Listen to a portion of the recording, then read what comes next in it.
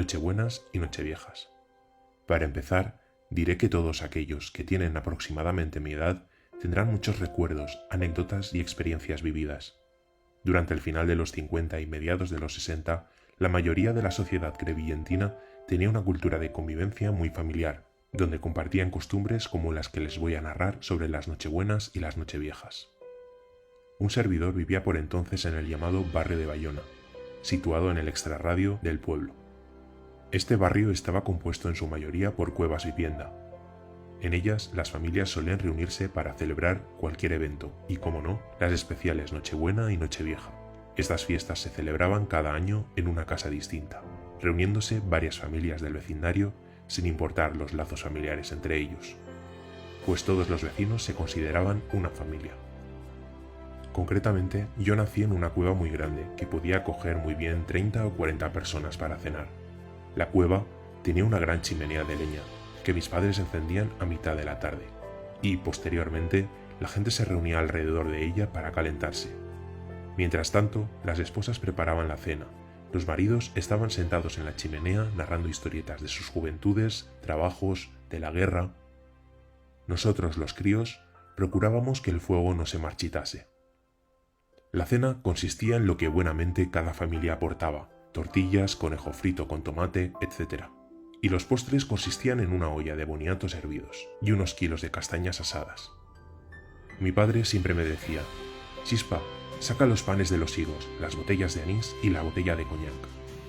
Eso era lo especial. Como os podéis imaginar, en aquellos tiempos la gente sabía compartir los pocos bienes que disponía. Después de la cena, la gente sacaba las panderetas, las pandorgas, armónicas, las guitarras y otros instrumentos musicales para empezar las juergas, en las que el que sabía cantar cantaba y el que no, también.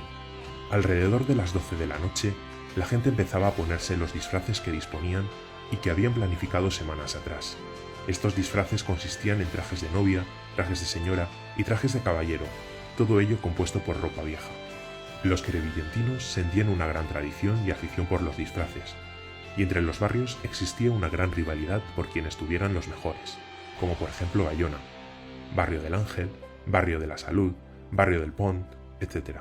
Todos estos vecinos los veías recorrer las calles cantando y tocando los instrumentos para concentrarse en la Plaza de los Mártires, lo que ahora se llama la Plaza de la Constitución.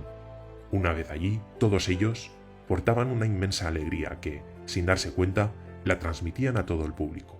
Esta concentración duraba unas 3 horas, y muchos visitaban los bares típicos de Crevillent, como el bar del Nino, del Flores, el Rincón del Paquillo, y los más pudientes pasaban estas noches en el casino. Tengo que decir que en aquellos tiempos la sociedad tenía muchas carencias, pero les sobraba cariño, amor y familiaridad.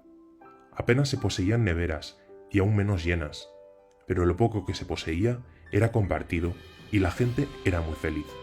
Este servidor vivió aquellos tiempos y tengo que manifestar que mi niñez no la cambiaría por nada. El tiempo y los momentos te hacían apreciar al 100% las pocas cosas que me ocurrían. Para mí fueron tiempos magníficos. Cuando tus padres te compraban un libro de texto, por ejemplo, te sentías muy feliz. Creo que todas aquellas personas que llegaron a compartir conmigo estas Nochebuenas y Nocheviejas sentirán una gran nostalgia de aquellos tiempos.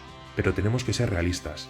Nos toca vivir los tiempos presentes, donde tienes etapas buenas y menos buenas.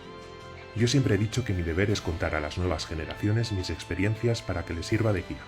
Un cordial saludo y espero que esta pequeña narración te haya servido para conocer un poco más hechos y costumbres de tus gentes y tu pueblo. Un saludo, Kini.